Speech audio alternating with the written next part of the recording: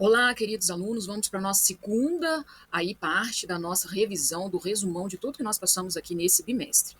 Muito importante para entender, compreender a sociologia brasileira é entender as relações de poder, e aí nós utilizamos um conceito de Michel Foucault aí sobre o poder. O poder só é poder quando nós permitimos que alguém exerça ele sobre nós. Então, o poder, ele molda todas as relações, então, aí também sociais, porque para ter poder, existe sempre uma pessoa um pouco mais autoritária e o outro um pouco mais inferior. E aí essas relações de poder, essas relações de senhores e de escravos vão se constituindo. E por que nós usamos esse conceito aqui na sociologia brasileira? Porque esse conceito permeou toda a nossa história brasileira, permeou então aí todo o nosso desenvolvimento como sociedade desde a nossa colonização. Então, quando nós estudamos a sociologia brasileira, fazemos esse percurso histórico, desde a nossa colonização até a democratização que nós estamos hoje, nós estudamos essas relações de poder para entender como que aí o sofrimento aí das pessoas está também entrelaçado a essas relações de poder que nós, de muito tempo, aí, né, nos deixamos sofrer.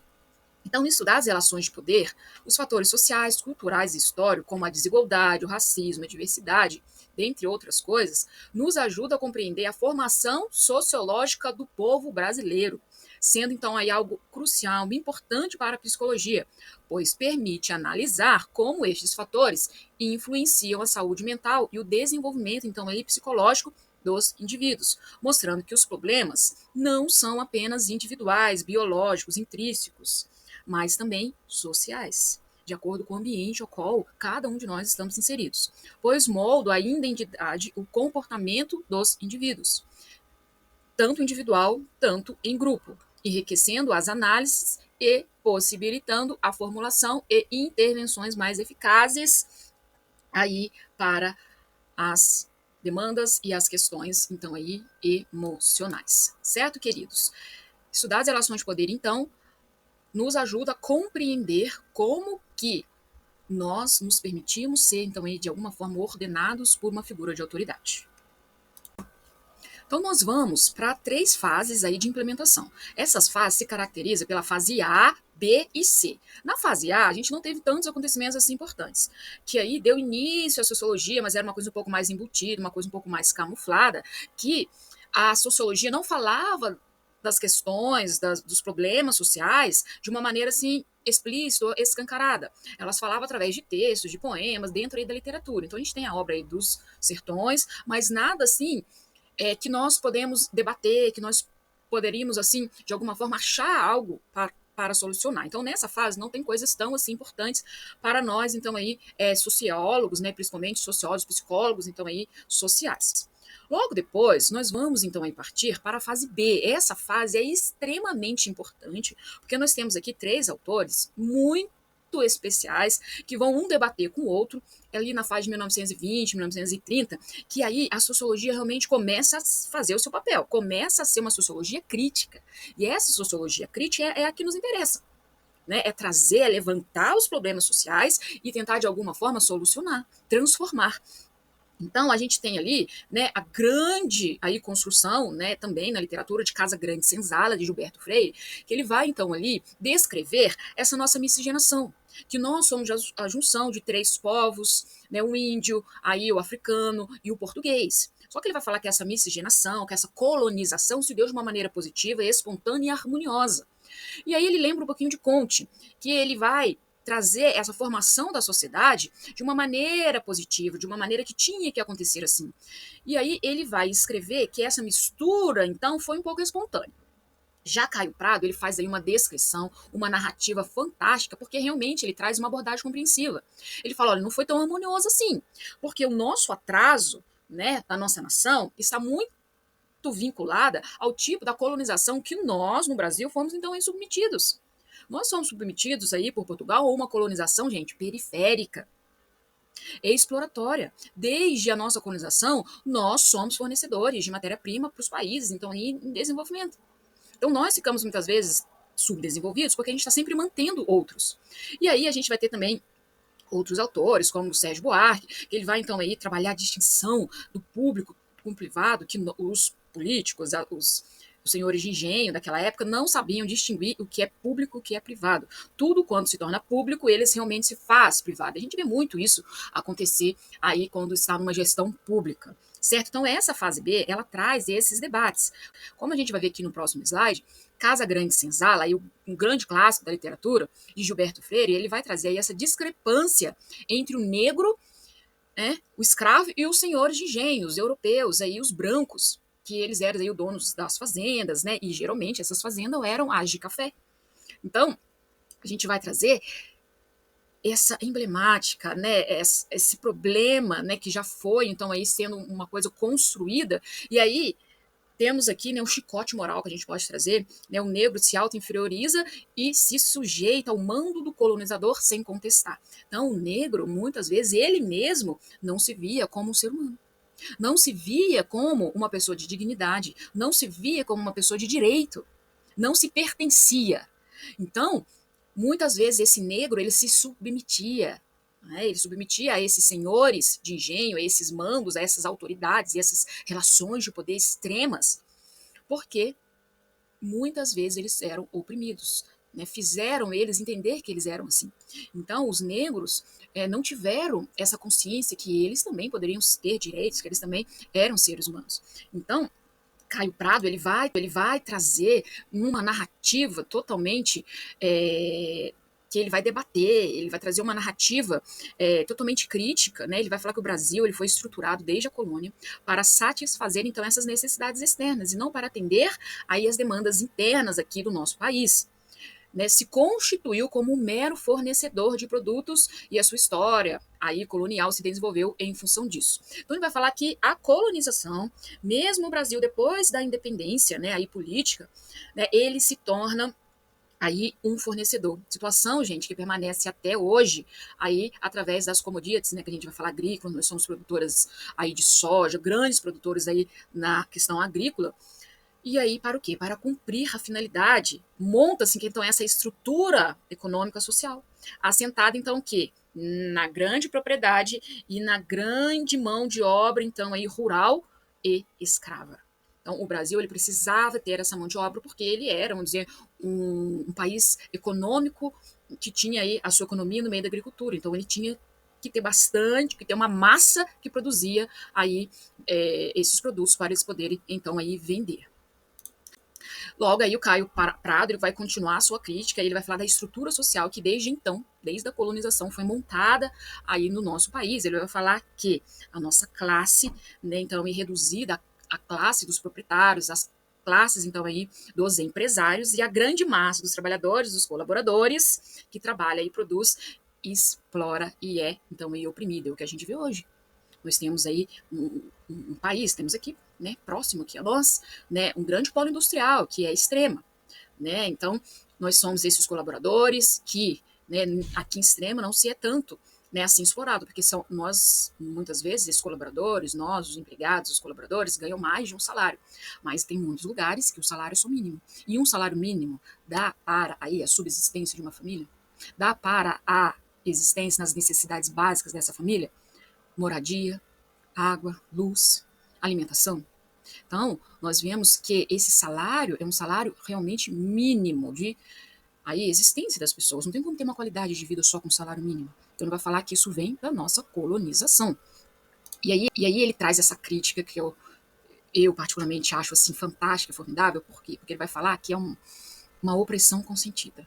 Que não havia um outro jeito para o negro, para o pobre, para o índio ser diferente, se ver diferente. Então ele vai falar, Caio Prado ele faz uma crítica muito grande aí a Gilberto Freire, ele vai chamar ele de conservador, porque ele vai falar que nos escritos de Casa Grande Senzala, ele vai falar que a miscigenação acontecia sempre de maneira harmoniosa. Gilberto Freire vai dizer assim, lá em Casa Grande Senzala.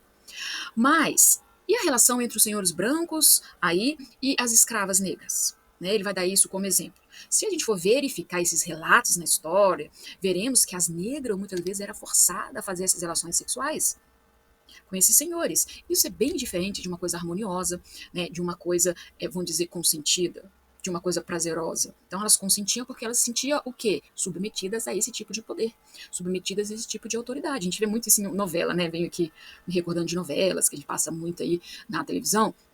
né, desses amores, né, de negros com brancos, com com senhores de engenho, com escravas, e aí, né, nem sempre, né, é daquele jeito, lindo, maravilhoso. Muitas vezes eram forçadas a ter esse tipo de relação e nascem os mestiços. Então, o que Caio Prado vai dar como crítica? Que não aconteceu de forma espontânea, não aconteceu de uma maneira harmoniosa, né? Foram oprimidos, foram submetidos a essa autoridade. Então, ele vai falar que Gilberto Freire, ele apresenta isso em Casa Grande e Senzala, mas ele não traz nenhum tipo aí de solução e nenhum tipo de transformação para a sociedade para essas pessoas, né? Por mais que aí, né, a gente já tivesse após aí a escravatura, a abolição da escravatura, né? Então, o que acontece muitas vezes? O negro, ele foi, então, é abolido, né? Não se torna mais escravo, mas que classe que o negro, o índio e os pobres aí entraram? Eles não entraram em classe alguma. Eles não entraram em nenhum tipo de classe, eles não foram pertencentes à sociedade, não deram aí nenhum tipo de moradia, não deram nenhum tipo de educação, não deram nenhum tipo de conhecimento para eles. Eles ficaram realmente à periferia, eles ficaram realmente à margem dessa sociedade. E é isso. Então, nós vamos entrar aqui na fase C, e essa fase é uma fase extremamente importante, porque essa fase é uma fase que realmente a sociologia se vai fazer sociologia. Porque a sociologia ela precisa ser uma sociologia crítica e que leve soluções e transformações, que aponta, ela traz apontamentos, muitas vezes, que muitas pessoas não estão vendo, desses problemas sociais.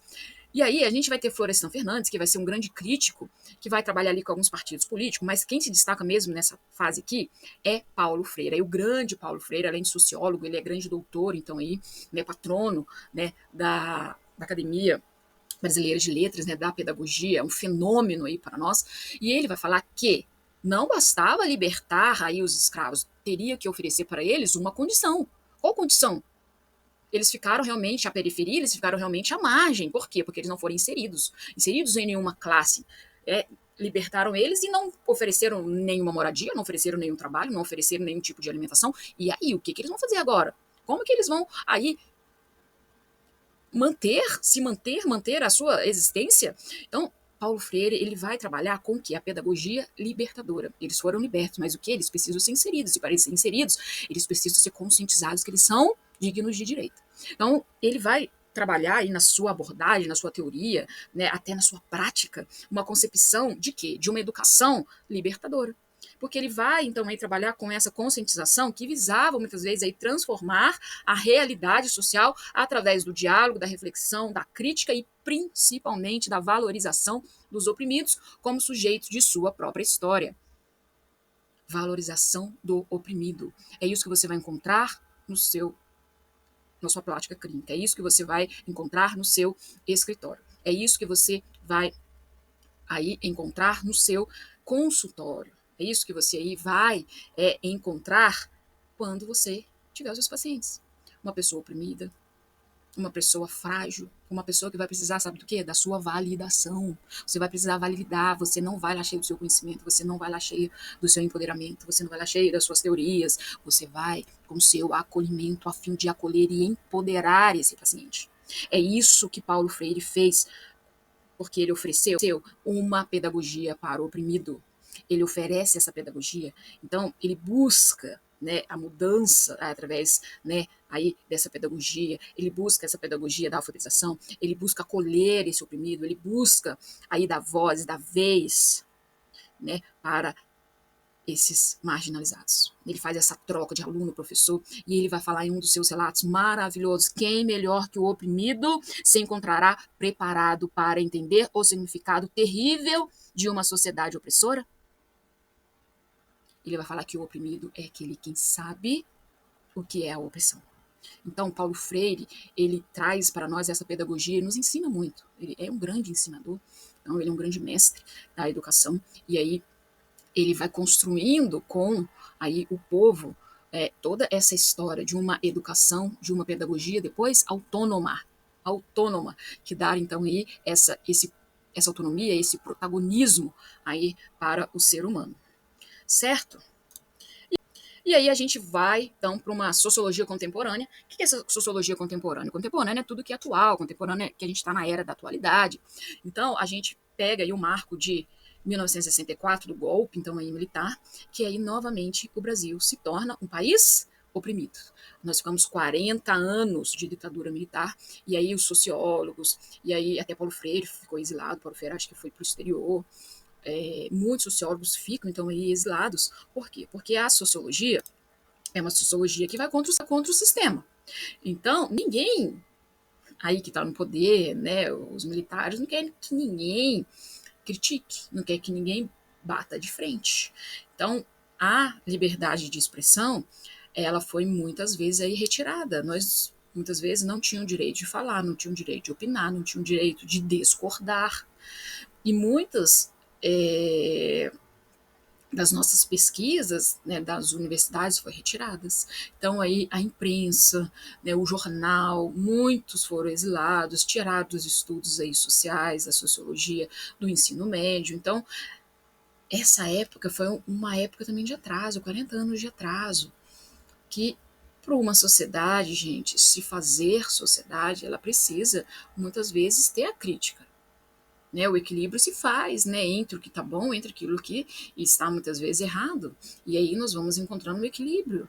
Não é que nem tudo vai estar 100% e nem tudo vai estar 0%. Então nós precisamos, muitas vezes, achar e encontrar esse equilíbrio. E é isso que a sociologia muitas vezes vem nos apontar. Nós ficamos 40 anos aí sendo oprimidos, houve aí muita censura, muitas mortes, né, mortes aí né, de atrocidades terríveis. E aí que vem a questão da anistia, né, que é a impunidade. Ultimamente a gente está usando muito esse termo novamente para dar anistia aí às criminalidades políticas. E será que a nossa sociedade, será que aí os nossos problemas não estão referidos a essa falta de limite, essa falta de impunidade que os políticos querem para eles? E assim, se eles são o nosso espelho, se eles são os nossos representantes, se eles querem anistia, se eles querem a impunidade, quem dirá nós que somos o povo? Também queremos. Então, uma terra sem lei. O Brasil se torna como que fosse uma terra sem lei. E aí, nós partimos, né, para essa era da democratização de 1980, né, aí a 2000, a gente tem a Era Collor, a gente tem Itamar Franco, a gente tem aí vários outros aí governantes que passaram por nós, e essa fase também trouxe impactos positivos e também trouxe impactos aí negativos que a sociedade. E aí nós vamos partir para a fase que muitas vezes trouxe impactos positivos e também impactos aí negativos, que é a fase da democratização. O Brasil volta a ser república, então nós temos aí como impacto, né, positivo, a reimplementação aí da disciplina da sociologia. Nós temos aí novamente a liberdade de expressão, o povo falando, o povo então aí indo às ruas e fazendo aí as suas manifestações. Nós temos as diretas já, nós temos vários tipos de movimentos políticos a partir da abolição, né, a partir da queda da ditadura. Para quê? Porque o povo necessitava de direitos, necessitava ter voz. E aí nós temos essa reabertura também das academias, né, das faculdades, das pesquisas, e aí nós temos novas temáticas, e essas novas temáticas trazem então aí a pobreza e a desigualdade. Nós temos aí também essas temáticas que vão aí surgindo de apontamentos para aí a sociologia. E aí, os movimentos sociais, devido à liberdade de expressão, esses movimentos sociais, as questões de gênero e raça, também começam a ganhar o quê? Visibilidade. Quais são esses movimentos? Os sindicatos das profissões, a comunidade LGBTIQIA+, o feminismo, as lutas contra o racismo, a luta contra a violência da mulher, a questão ambiental, a sustentabilidade, porque com o desenvolvimento industrial nós sofremos impactos na nossa natureza, impactos no meio ambiente, a reforma agrária, então tantas outras aí questões viraram movimentos. Por quê? Para defender esses direitos, defender então aí essa questão problemática e complexa. Então a gente tem essas questões de raça, de gênero, que foram então aí constituídas em movimentos. Um outro tipo de impacto que sofreu foi então aí a urbanização, né? Pessoas vindo dos campos, pessoas vindo das cidades menores para as grandes metrópoles que nós temos no nosso Brasil. E vindo, gente, nem sempre nós vamos encontrar educação, nem sempre nós vamos encontrar emprego, e essas pessoas acabam, então, indo para a violência, indo para a criminalidade, indo para o vício das drogas, indo aí para, né, se tornando muitas vezes presidiários, se tornando muitas vezes aí os viciados em drogas. Por quê? Porque não acham aí voz e vez, não são inseridos. E a forma de eles serem inseridos é o que a gente tem muitas vezes nas periferias, que a gente tem muitas vezes nas favelas, que a gente tem aí o crime organizado, nós temos aí as facções, porque eles se organizam entre si. Então, eles ali cooperam uns com os outros entre si, porque eles não acham voz e vez na sociedade legal, que a gente vai dizer, eles não acham voz e vez, então eles fazem a própria sociedade deles, eles fazem a própria comunidade, não se chamam assim as favelas, as periferias, nossa comunidade, né? Então, nós temos aí esses grandes aí, problemas sociais, né? E aí, mais uma vez, a gente fala aqui da política e da corrupção, parte daí dessa democratização, a corrupção política do Brasil. Né? É um dos grandes problemas sociais que nós temos na nossa sociedade e na nossa sociedade brasileira é a falta da impunidade. Né? É preso, é solto, agora é preso, depois vai ser solto de novo, e aí entra no poder, e aí não tem terra, né, que tem essa impunidade, que tem essa lei, que vai se fazer justiça. Nós estamos assim nesse Brasil.